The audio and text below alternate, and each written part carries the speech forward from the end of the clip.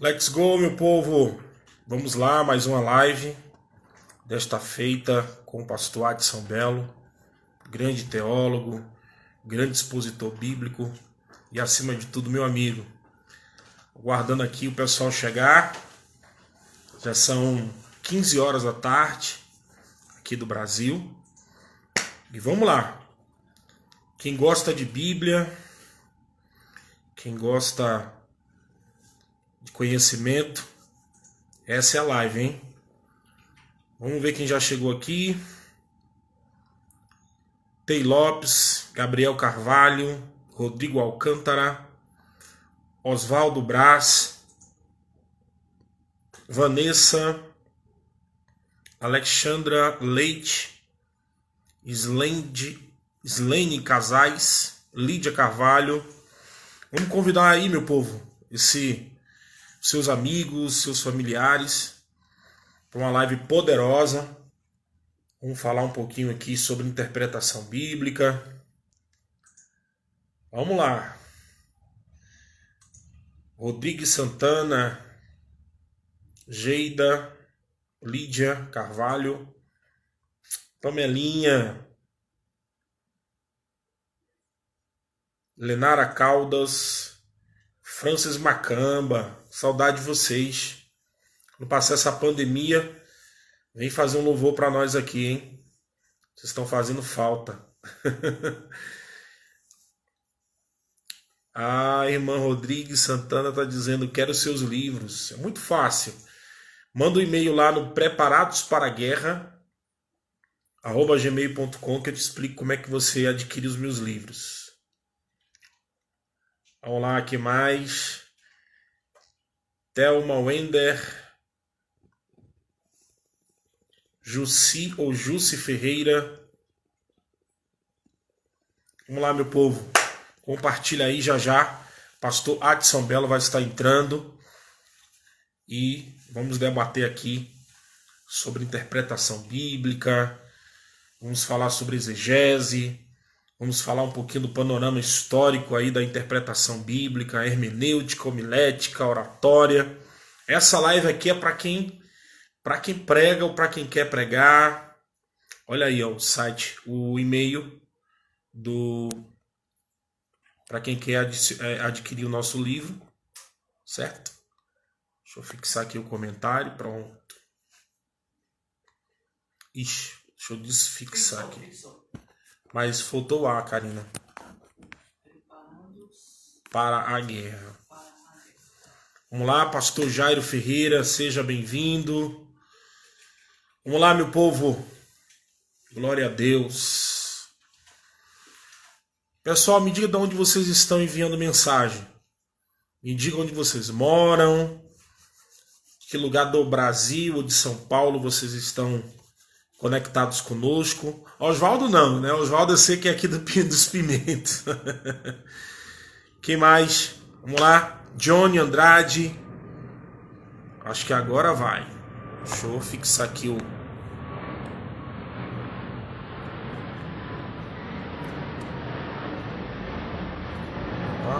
Fixar aqui o e-mail. Pronto. Pessoal, esse e-mail que está aí embaixo na sua tela, no seu visor, preparadosparaaguerra@gmail.com, é para aqueles que quiserem adquirir o nosso livro de batalha espiritual, certo? São 3 livros em PDF. O primeiro é Preparados para a Guerra, o segundo é O Perigo Atrás da Porta e o terceiro é Maldições e Espíritos Familiares. São 3 livros fantásticos aí que vão lhe ajudar e muito no seu dia a dia cristão. Afinal de contas, estamos envolvidos numa grande guerra, numa grande peleja. Mas aquelas pessoas que fazem evangelismo, visita nos lares, as pessoas que trabalham com libertação, com intercessão dentro da igreja, precisam se capacitar, precisam se preparar, e a palavra de Deus ela está aí para isso, para calçar os nossos pés e cingir os nossos lombos. Sem isso, fica difícil enfrentar o reino das trevas. O mundo espiritual está cheio de armadilhas, cheio de ciladas, e a gente precisa estar mais do que nunca capacitado para isso, ok? Vamos lá, gente. Elaine, Miranda Fonseca. Vai colocando aí, parece que deu uma travada aqui. Vai colocando aí da onde vocês estão falando. Vamos lá. Tá tudo bem aí para vocês? Olá, meu povo. Fala alguma coisa aí que parece que o vídeo aqui travou, não tô vendo a movimentação. Acho que travou aqui, né? Tá normal? Pronto, pastor Adson Belo. Acabou de entrar aqui, já vou mandar convite aqui para ele. Para a gente já começar a conversar, bater um papo sobre interpretação bíblica, sobre hermenêutica, homilética, oratória. Vai lá, Kalina. Me auxilia aí.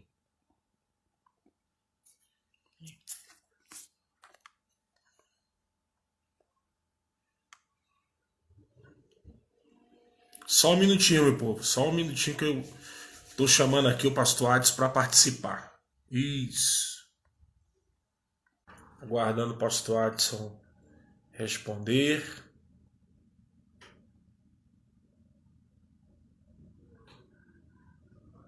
Vamos lá. Vamos lá.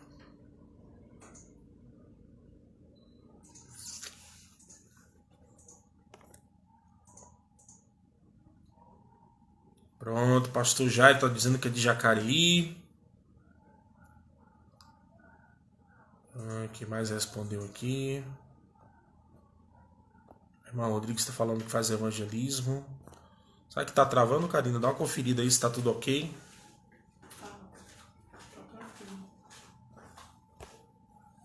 Aqui. Isso.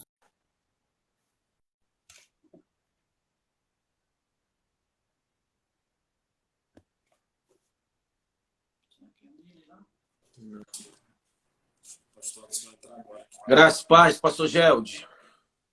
Graças e paz, pastor Adson Belo. Como estamos? Estamos bem, acredito que sim. Glória a Deus. Primeiro, agradecer você ter aceitado o nosso convite. Deixa eu ajeitar aqui um pouquinho a câmera. Para participar dessa live aí teológica.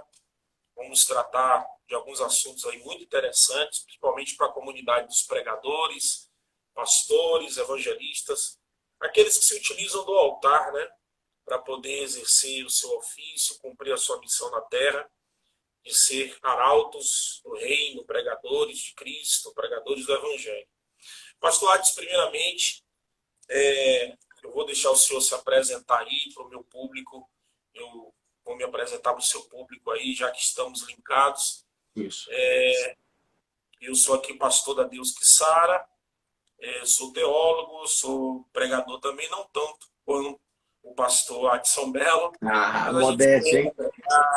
A gente tenta ministrar.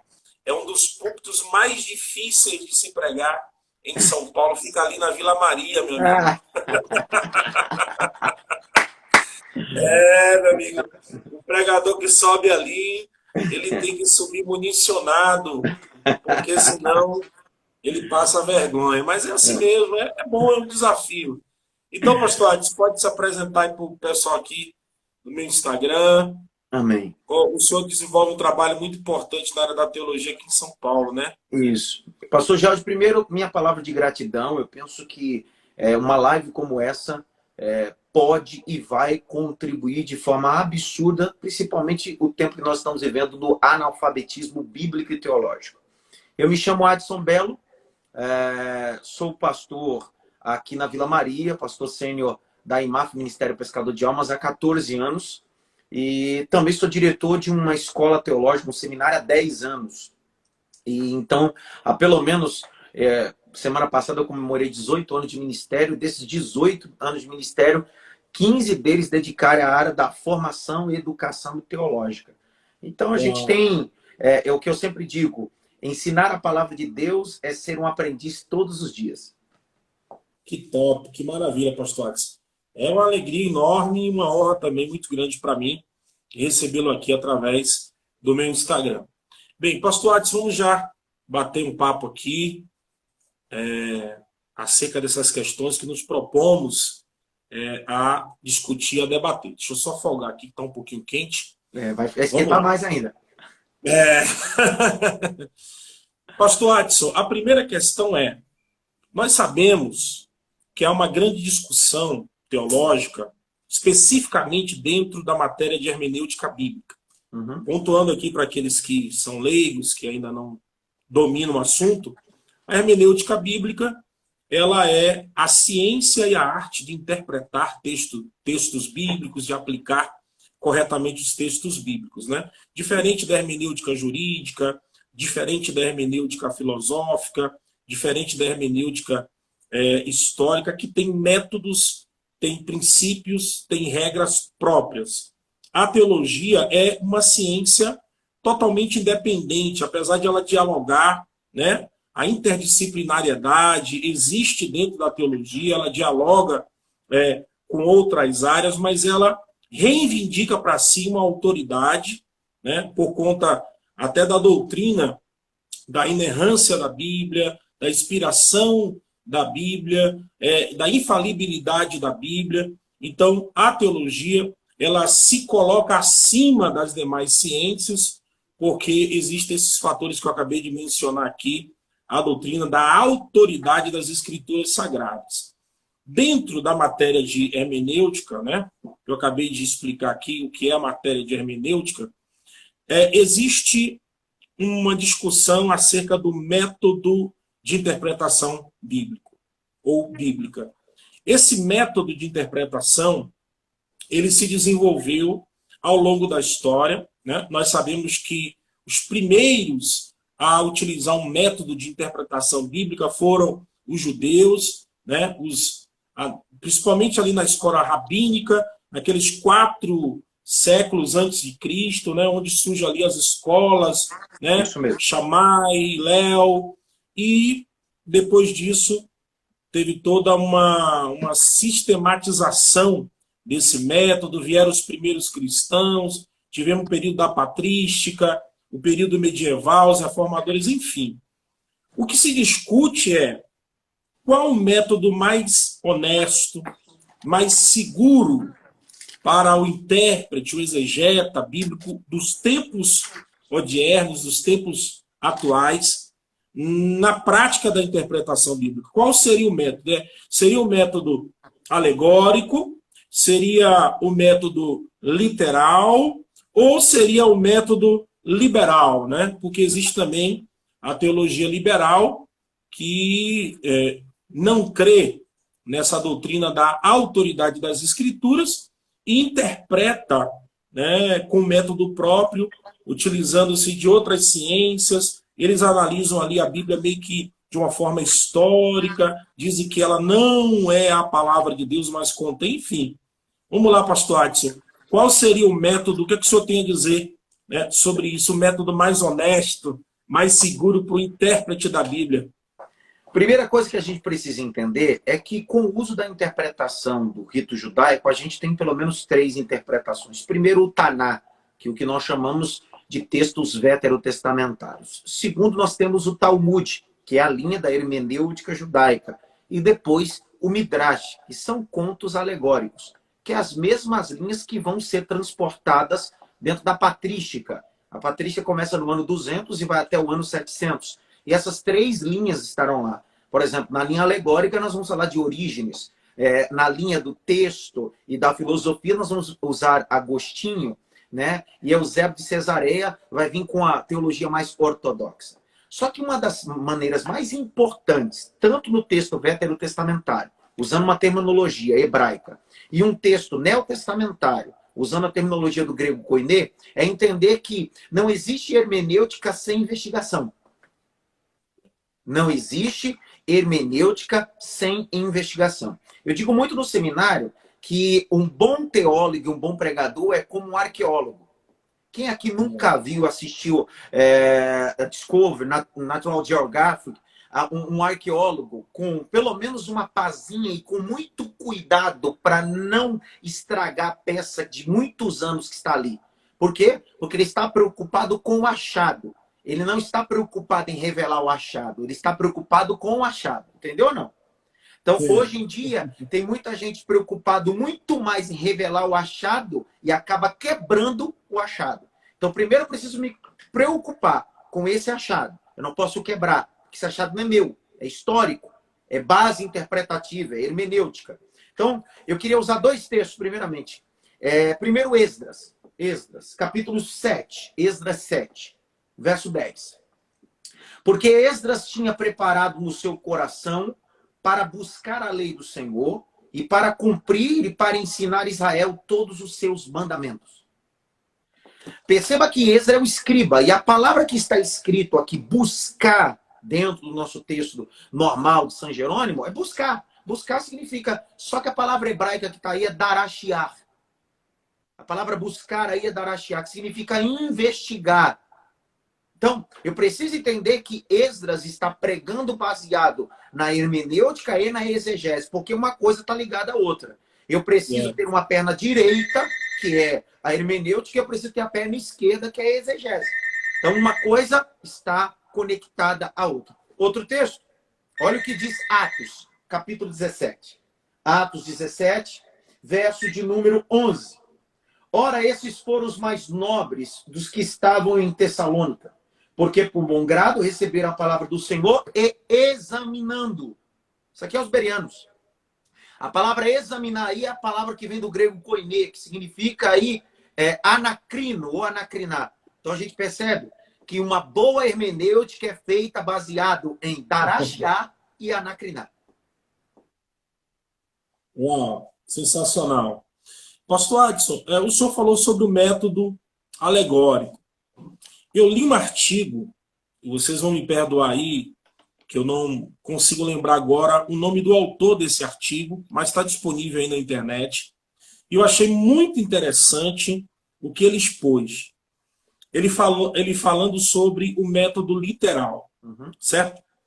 E ele disse que a grande dificuldade hoje no Brasil para se fazer uma hermenêutica honesta, uma hermenêutica segura, com análise dos contextos, dentro das regras e princípios hermenêuticos, um dos grandes obstáculos é a falta do conhecimento de algumas matérias teológicas, porque a interdisciplinariedade existe na teologia, só que dentro das próprias disciplinas, matérias da teologia. Por exemplo, quando o hermeneuta, o exegeta, ele vai se debruçar sobre um texto bíblico para fazer a sua interpretação de forma honesta, ele vai levantar o contexto histórico-cultural, o léxico, ele vai levantar ali a gramática, ele vai analisar a sintática, ele vai analisar ali os verbos e por aí vai. Uma análise completa e esmiuçada. Nisso ele vai dialogar com matérias, a exemplo de geografia bíblica. Ele precisa analisar o contexto teológico para ver se ele não vai ferir uma das doutrinas que já foram pré-estabelecidas.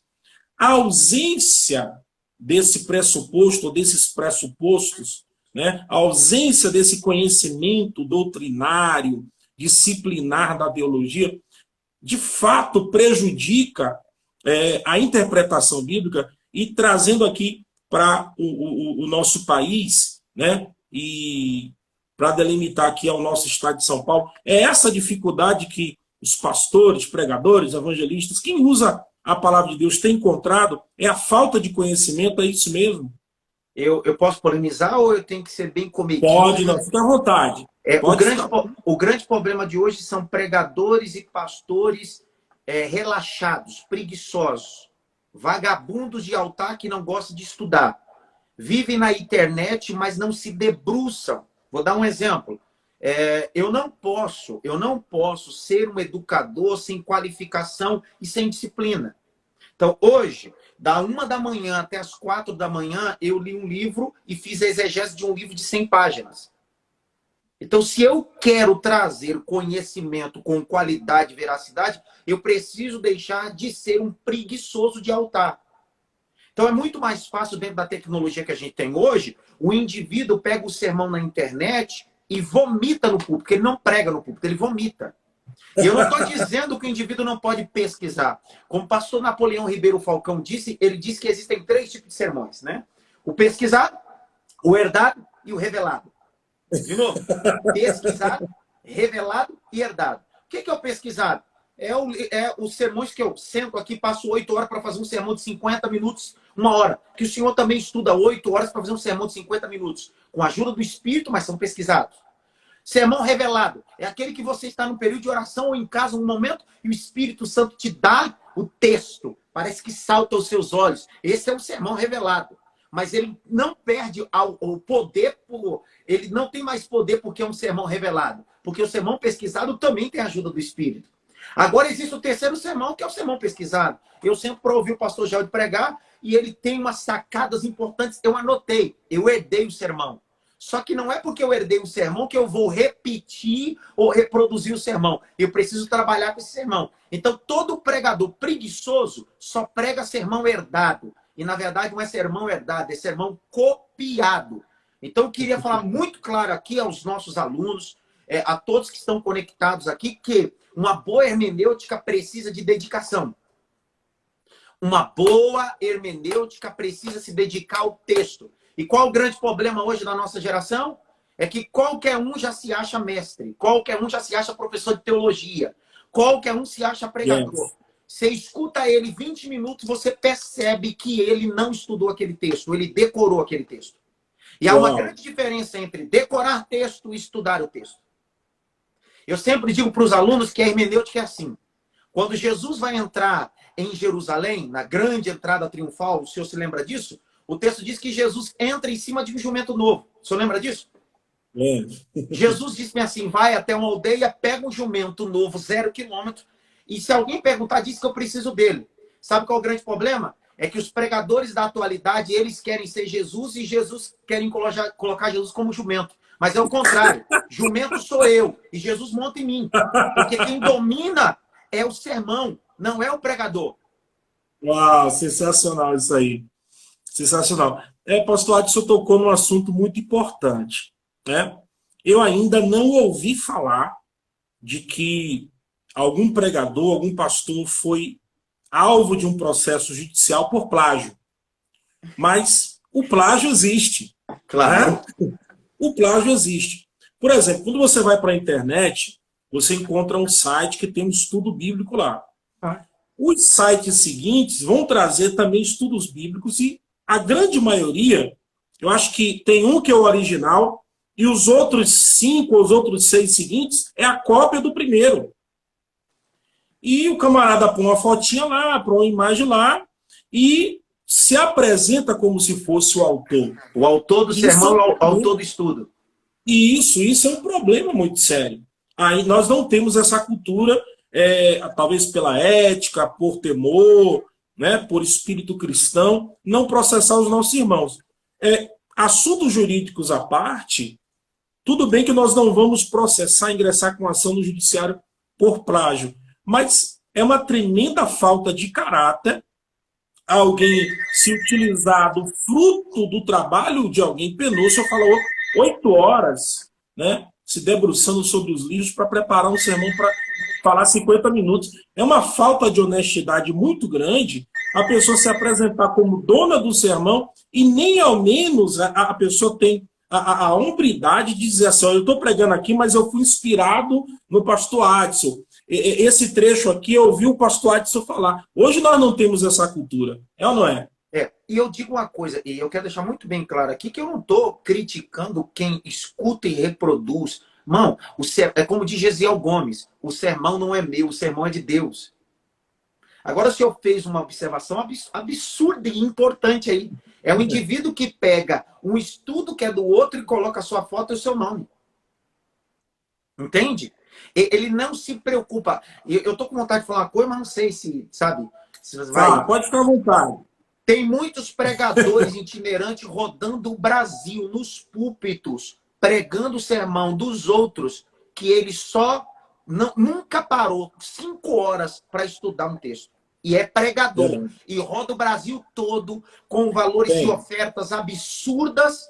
E certamente esse indivíduo nunca ficou 5 horas. E já que ele vive do altar e para o altar, deveria pelo menos trabalhar no altar. Meu Deus. 1 Coríntios capítulo 9, verso 14. Aquele que prega o evangelho, viva do evangelho. Mas para pregar o evangelho precisa estudar, orar e jejuar. Agora tem alguns que não ora, não jejua, fica repetindo o sermão e não tem preocupação. Por isso que um bom pregador precisa ser amante da palavra. Meu Deus do céu. É Pastor, o Charles senhor Handel, falou, é Charles é, Handel Spurgeon que diz isso. o senhor falou algo aqui muito importante. Eu não vou citar nomes aqui para preservar, né, a Claro. pessoa, vai que ela muda, né? O senhor como advogado, o senhor tem todo direito. Mas se eu citar nome, o senhor me defende, tá? Já pega ação para me defender. Tá bom. Mas assim, eu conheci um pregador, conheço um pregador, que ele falou para mim, ele fez uma revelação chocante. Um dia eu encontrei com ele e falou assim, cara, eu estou viajando o mundo, o Brasil inteiro, mas tem 5 anos que eu não leio a Bíblia. 5 anos que eu não leio a Bíblia. Isso aqui não é conto de carochinha, isso aqui não é fofoca, eu não ouvi alguém dizer, não é desses sites gospel, não. Ele falou direto para mim, eu estou pregando o mundo inteiro, mas tem 5 anos que eu não leio a Bíblia. Então veja que tipo de pregadores nós estamos tendo nessa atual geração. Olha a profundidade do mau caratismo que essa pessoa tem, certo? E o povo nem sequer saca, porque o povo, a massa é manobrável, né? Infelizmente.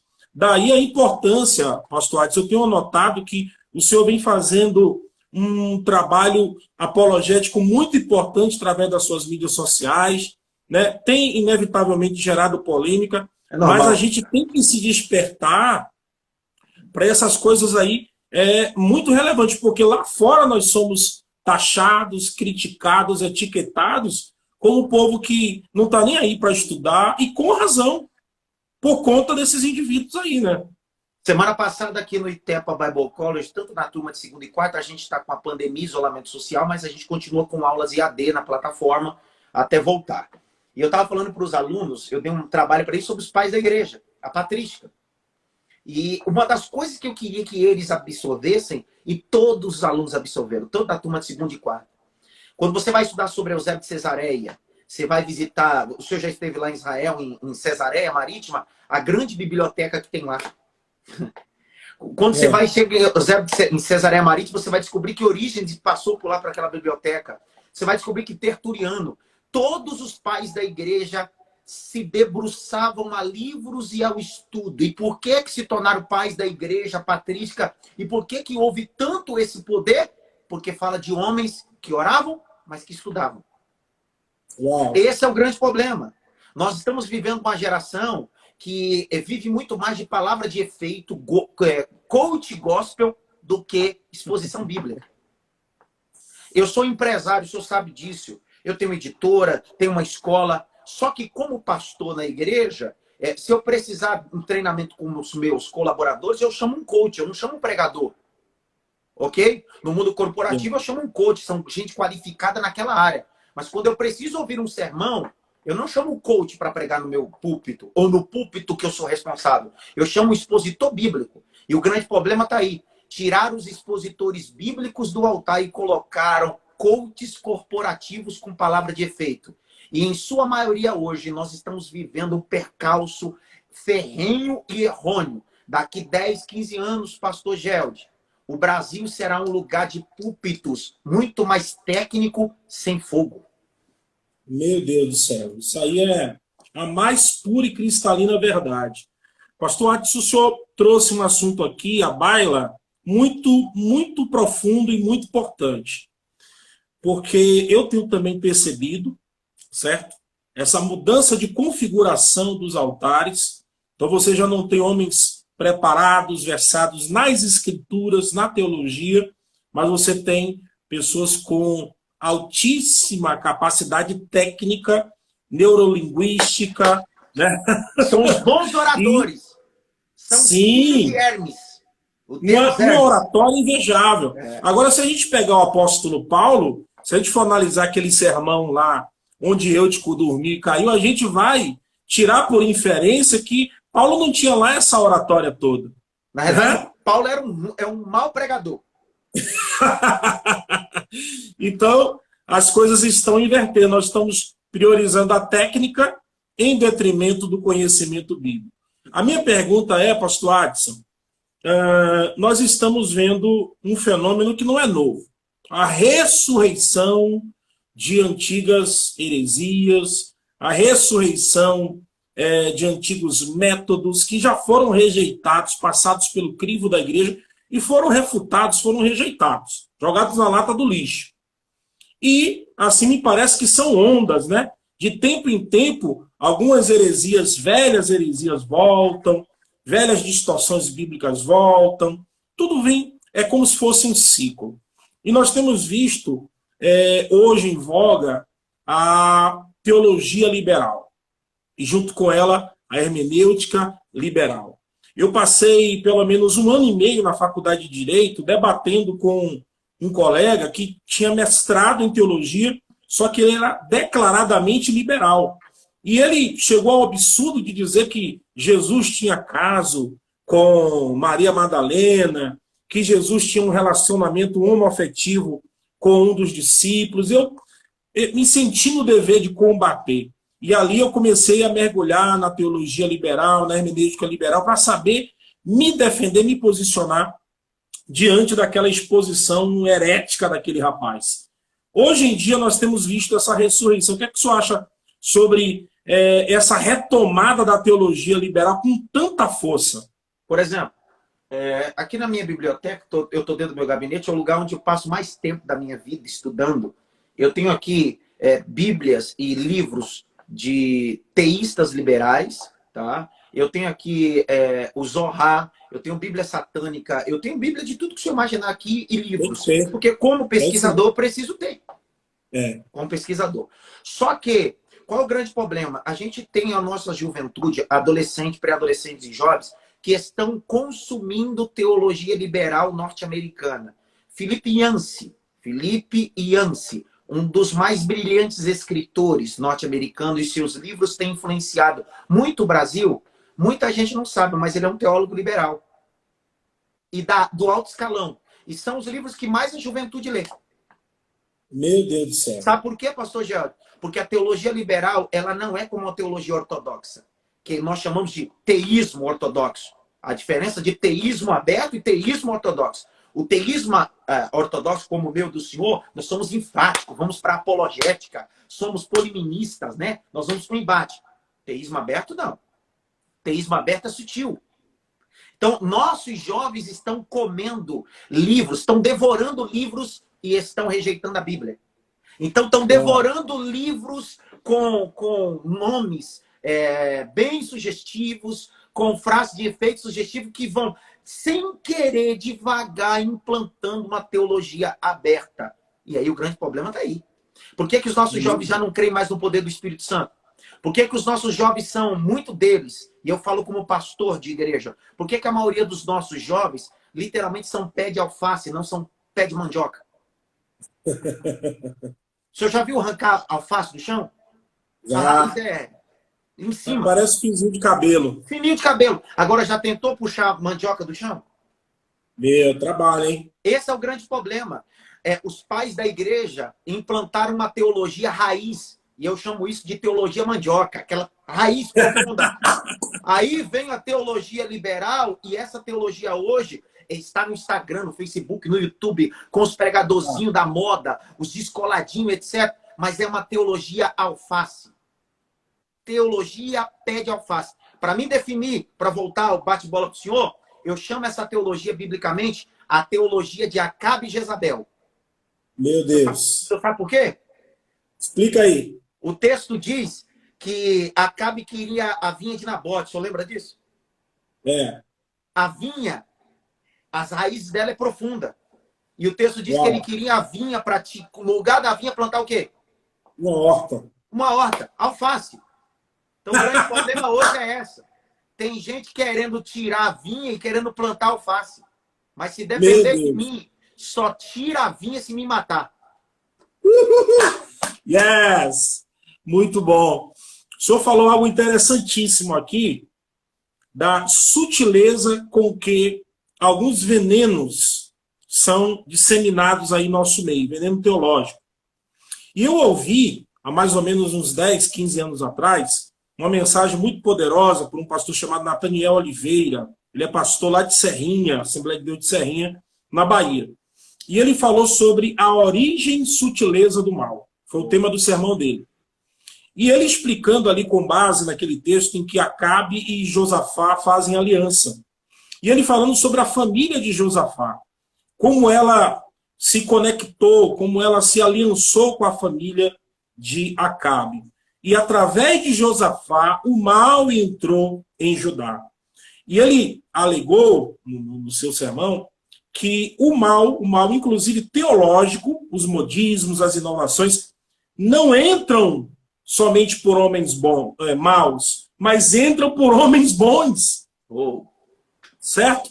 Entra por homens bons, entra por bons eventos, entra por boas igrejas, entra por bons altares.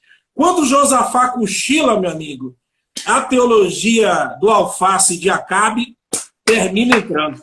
Sabe qual é o grande problema, pastor Gelde? Como o senhor disse, baseado no pastor que belamente fez a exposição do texto aí, falando sobre, às vezes, as heresias, as monstrificações teológicas aparecem não só dos homens maus, mas dos homens bons. E eu tenho 2 exemplos. O primeiro exemplo dele é Uzá. Uzá queria fazer o quê? Segurar a arca para não cair. Ele queria fazer uma porção. Está cheio de homens bons querendo ajudar a arca, a presença de Deus. E aí acabam morrendo.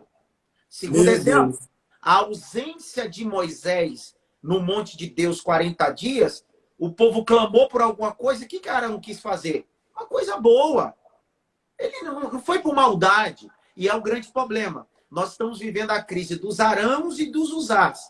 São gente boa, sacerdote, gente que trabalha, mas infelizmente tem trazido heresia para dentro do púlpito e dentro da igreja. E o grande problema está aí. Nós estamos vivendo a geração Nutella e mimimi, né? Você não pode falar nada. Não pode julgar. Não pode combater.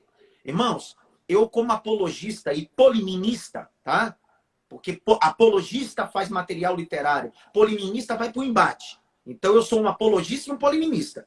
Porque Deus levantou-me, levantou o Senhor, nos levantou para denunciar as aberrações do texto, não para denunciar o indivíduo. Porque meu embate não é contra o indivíduo. Meu embate é contra a aberração teológica. Yes, sensacional, sensacional. A sutileza, esse assunto é muito, muito interessante, né? Que o senhor lançou aí a chave para resolver tudo que está acontecendo hoje. É a sutileza com que os assuntos vão sendo destilados no nosso meio. Por exemplo, hoje eu tenho visto uma prática muito recorrente dentro da hermenêutica brasileira, que é a utilização quase que exclusiva de textos do Velho Testamento, fora de contexto, fora da sua aplicação, para fins escusos, ou seja, fins escusos, entendeu? Então, a maioria das pessoas que eu vejo que tem errado, assim, gritantemente, nas questões hermenêuticas, é que elas se utilizam da Bíblia para os seus objetivos pessoais. Isso aí está bem claro hoje em dia. E, pastor Adson, vale tudo para alcançar os seus fins, inclusive distorcer a Bíblia? Na verdade, assim, aqueles que são literalmente prostitutas do altar precisam produzir prazer e ter lucratividade. Então existem prostitutas cultuais e existem a noiva. A prostituta cultual, ela precisa produzir prazer para que ela tenha lucratividade. A noiva, ela tem compromisso e fidelidade. Meu Deus. Então tudo depende do que é que eu sou no altar. Uma prostituta cultual ou uma noiva. Entendeu? Porque a prostituta cultual está relacionada à paixão. Sentimento do berço grego da filosofia, sentimento passageiro. Já a noiva, ela não tem paixão, ela tem amor. Tudo suporta, tudo crê, tudo espera. Yes, muito bom. Quer dizer, então, pastor Adson, que se existe alguém que está perdurando aí nessas práticas aí, está se valendo, está se mantendo através de tudo isso aí, ninguém arranca, ninguém tira, é porque do lado de cá tem alguém também existe, tem um consumidor. Tem alguém que consome, tem alguém que... tem um cliente, né? Meu Deus do céu! Do Agora, lado de cá tem alguém. e aí tem um grande problema. E o grande problema está aí. O senhor imagina se Martim Lutero, lendo Romanos 1,17, 1517, 31 de outubro, quando o Papa Leão X maximiza as indulgências, ele fosse um camarada espiritualmente elevado e dissesse assim, pessoal, nós não vamos julgar, vamos só orar. Vamos fazer uma campanha de oração. Ele é apologista e polemista. Sabe por quê? Porque ele decide meter a cara e cravar no castelo de Gutenberg 95 teses. E o grande problema está aí. Nós, como educadores, eu estou dizendo para os educadores, como eu, o senhor, entre outros, que nos preparamos mais de 10 anos estudando, fazendo bacharel em teologia, fazendo mestrado, pós, se qualificando em bacharel em direito, OAB, pastores que se qualificaram fazendo bacharel em teologia, psicanálise, psicologia. A gente não pode se calar só orando. Só orando. Nós precisamos ser o João Batista desse século. Nós não podemos ver os neófitos comendo coisa que não presta e a gente dizer bem assim, não, vamos orar. Não, não. Não existe hora que não é hora para orar, é hora para agir. Meu Deus do céu. Então, se eu entendi, se nós nos calarmos, ficarmos só sobrevivendo de boas intenções, eu quero fazer o bem e não faz, você dá espaço para os maus falarem, né? Já dizia o doutor Martin Luther King, pastor batista, militante dos direitos civis americanos, aí, ele já dizia que a preocupação dele não era o grito dos maus, mas o silêncio dos bons. O silêncio dos bons.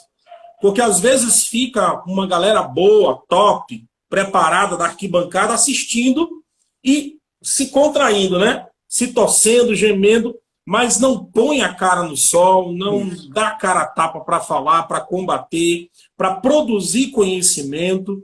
E isso nós vamos cedendo cada vez espaço. Só lembrando, temor, pastor Gelson, que eu não sou adepto da ideia da agressividade, de baixar o nível. Não é minha. Eu posso ter esse meu jeito assim, mas quem vê os meus textos, a minha fala, nunca é pessoal, não é agressividade. É sempre fazendo exposição do texto de uma forma calorosa, emotiva do texto, mas nunca ofendendo ninguém.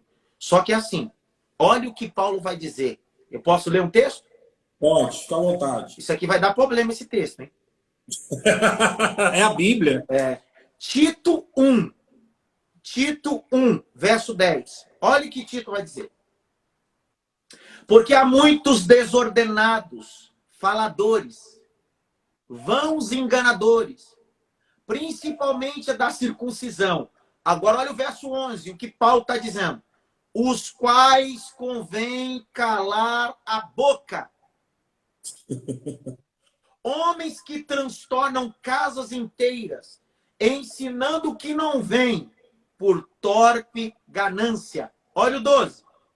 Um deles é o seu próprio profeta. E a gente sabe, teologicamente, que ele está falando de Epiminendes, né? Que era o grande profeta e filósofo da época. Paulo está sendo claro. Paulo está sendo muito claro. E a pergunta aos cretenses e a todos eles é: está na hora de calar a boca desses mentirosos. Agora, a pergunta que eu faço é a seguinte. Dá para imaginar se eu falo isso sem ler esse texto?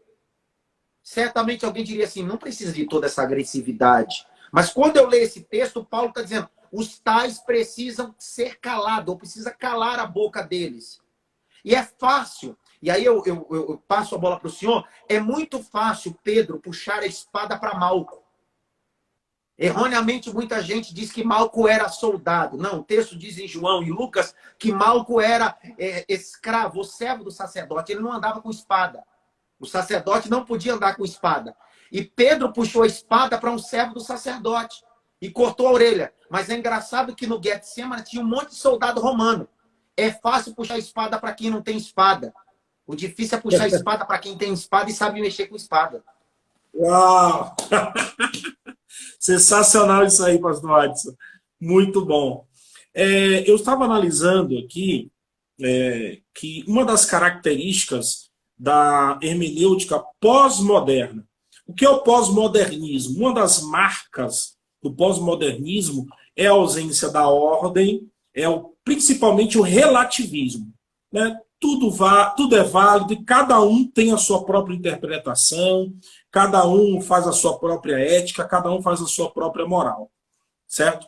E a consequência de tudo isso é um grande vazio, um grande vácuo, né? Existe até um livro chamado Sociedade Líquida, né? Onde tudo não tem firmeza, as pessoas vão se amoldando, dançando conforme a música. Isso aí. Não tem base, não são contra até quem é fundamentalista, e por aí vai.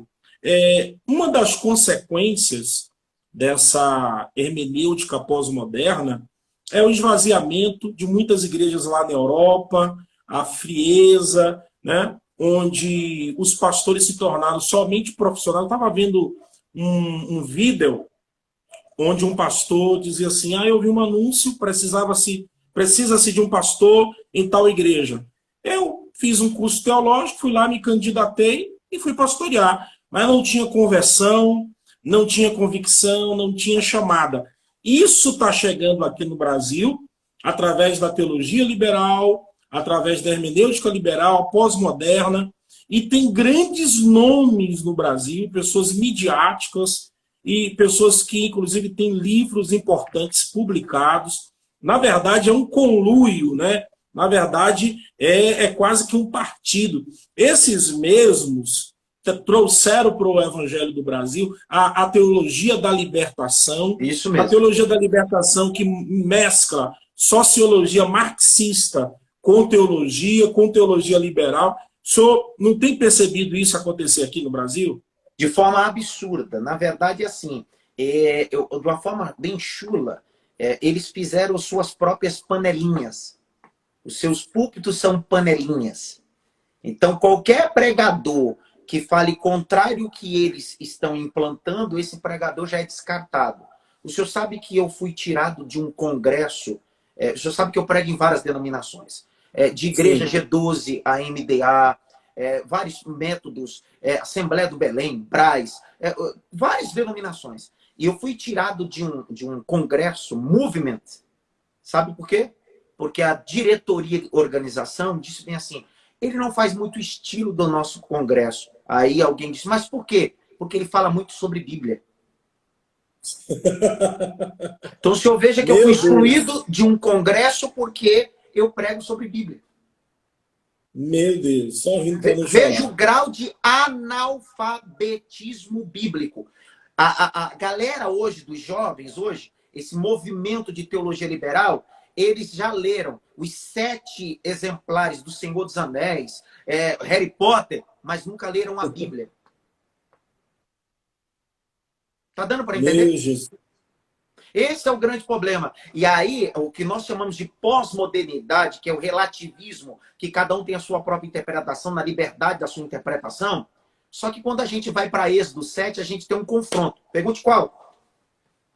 Meu Deus, fica à vontade aí. Olha o que o texto vai dizer. O texto diz que Moisés e Arão chegam no Egito. E o texto diz que o Senhor disse, Arão, pega a vara e joga no chão. De quem que é aquela vara? Meu Deus. Aquela vara é de Moisés. Mas agora está na mão de Arão. Porque Arão e Moisés não é 2 varas, é uma vara só. Só que os magos do Egito, cada um tem a sua vara. A gente precisa entender que na hermenêutica ortodoxa, não é cada um tem a sua interpretação. A sua interpretação é a mesma que a minha, porque não pode ferir a doutrina bíblica. Ok? Yes. Eu não posso falar de tese e de doutrina. São 2 coisas distintas. Nós podemos nos divergir de teses, de linhas de pensamento. Só que de Sim. doutrina bíblica é um cajado só. O cajado que é de Arão é o mesmo cajado que é de Moisés. O cajado que é do Adson é o cajado que é de Ugelde. O que nós acreditamos é igual. Uniformidade doutrinária. Isso. Isso. Meu Deus. Existe o chamado núcleo duro da teologia, Isso. que é intocável.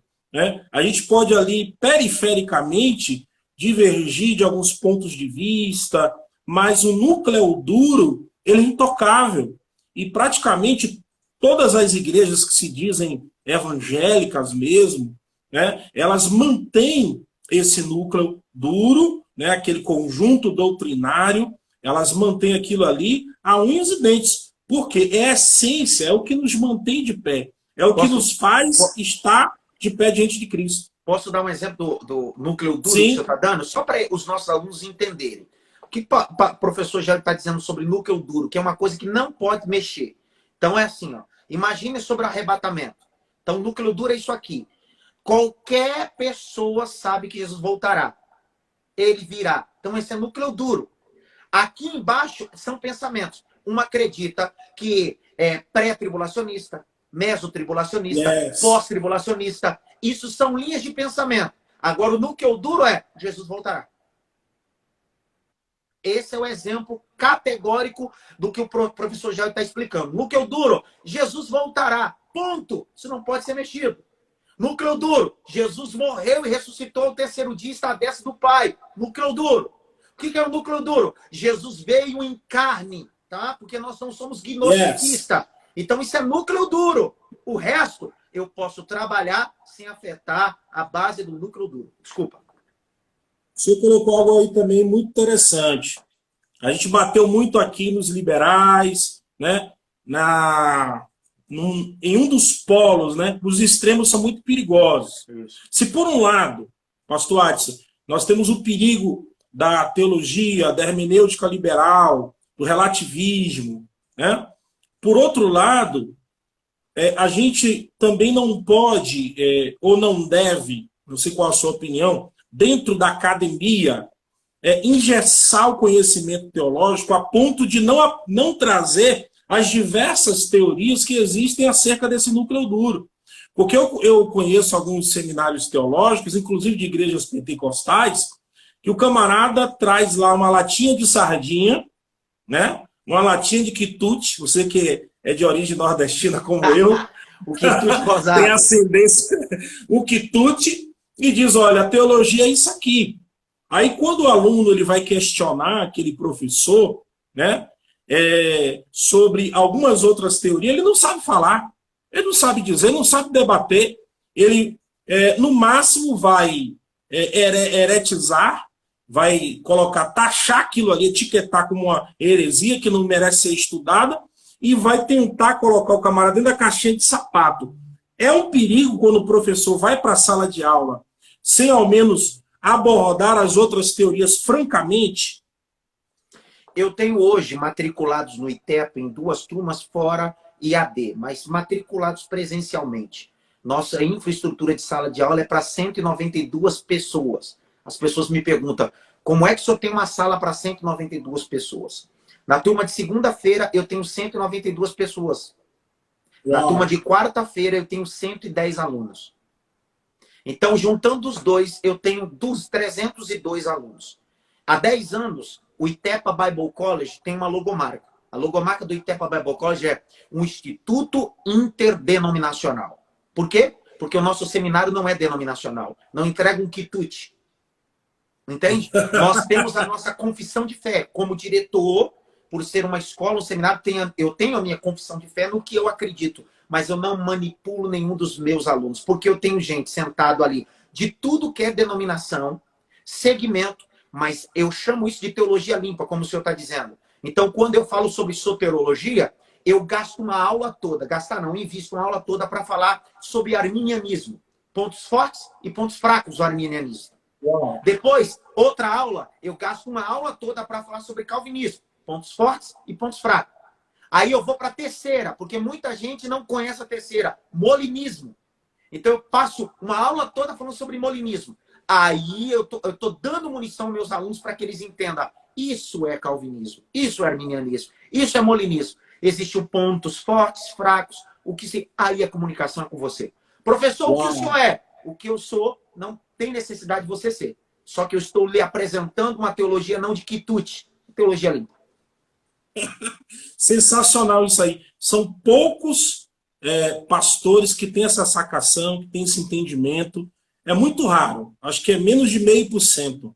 Eu tenho analisado assim. O senhor falou também algo... Aliás, tudo aqui está sendo muito interessante, né? É bom quando a gente acha alguém que tem um certo nível, que a gente fica mais à vontade para adentrar os assuntos. O senhor, como pentecostal, da linha pentecostal, né? O senhor é continuista, crê no batismo com o Espírito Santo, crê na continuidade dos dons. Pastor Edson, como conciliar uma hermenêutica honesta com a questão pentecostal? Nós sabemos que os reformados, das igrejas tradicionais e igrejas históricas, eles batem muito na questão da interpretação literal do texto, né? E eles, assim, parece que deixam um pouco a desejar na questão da aplicação. A coisa fica assim meio que rasa. Empiricamente, a sensação que a gente tem é essa. Eles evitam muito algumas coisas, mas já o pentecostal, ele é mais incisivo, ele, né, é mais combativo, ele traz o texto bíblico de uma forma diferente para a vida cotidiana, né? Aí a gente vai trazer de volta aquela questão dos métodos, né? O alegorismo, o simbolismo. Às vezes, o pentecostal ele encontra no texto elementos de tipologia, elementos simbólicos, elementos proféticos. Já o reformado, ele foge um pouco dessas questões, inclusive ele diverge sobre isso, né? Em alguns textos do Velho Testamento, eles não veem Cristo ali, na maioria dos textos do Velho Testamento, que os pentecostais enxergam a presença de Cristo. Vou dar só um exemplo aqui para ilustrar. Nós pentecostais costumamos ver, através de Abraão, Isaac e Rebeca, a tipologia do pai, a tipologia da igreja e a tipologia de Cristo. Já os reformados, eles se esquivam muito de trazer esses tipos de interpretação. O que é que o senhor tem a falar sobre essa diferença da hermenêutica dos reformados, né? A linha presbiteriana, batista conservadora e os pentecostais, né? O que é que o senhor tem a dizer sobre isso? Primeiro que eu tenho a graça, a oportunidade de ministrar em muitas igrejas tradicionais e ter muitos reverendos tradicionais como meus amigos, batistas, metodistas e etc. Uma da minha formação foi no Mackenzie como análise do discurso dentro do Mackenzie. Então, assim, o que eu penso eu sou pentecostal, não sou sensacionista, eu acredito nos dons espirituais. Eu entendo um princípio básico que o tradicional faz é deixar de colocar à mão o excesso de Orígenes. Quando a gente vai estudar sobre Orígenes, ele é o pai das alegorias. Mas o próprio Orígenes tem seus excessos. Eu estudei com mestres que me ensinaram sobre alegoria, mas cometiam erros hermenêuticos absurdos. O senhor sabe, né? Manipulavam o texto para que a gente acreditasse naquilo. E de tanto Agostinho, inclusive, tinha essa questão, né? Agostinho defendia uma coisa e praticava outra. Isso, totalmente. Então, o que eu fiz ao longo do meu tempo e tenho feito? Eu prego de forma alegórica, mas eu prego de forma alegórica observando a exegese do texto e a hermenêutica. Para uma comparação simples que eu dou, a diferença é que muitas pessoas acham que ser pentecostal está associado só com falar em língua, glossolalia e profetizar. Todo grande pentecostalismo, toda a manifestação de dons começou com pessoas sentadas. Em Atos 2, estavam todos sentados. A multiplicação dos pães, todo mundo estava sentado. Tá dando para entender? Uau.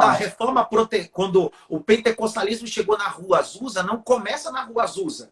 Começa num seminário, com Charles Parham dando aula e o William Seymour tendo a proibição de entrar na sala de aula e sentado no corredor. Então, ser pentecostal como eu e o senhor não está associado só em falar em línguas. O nosso pentecostalismo começou dentro de academias teológicas. E eu preciso que todo mundo saiba disso, porque tem muita gente que acha que ser pentecostal é só falar em línguas. Para finalizar, e eu deixar bem claro, para definir o que é pentecostal e o que é tradicional. O pentecostal é o ousado.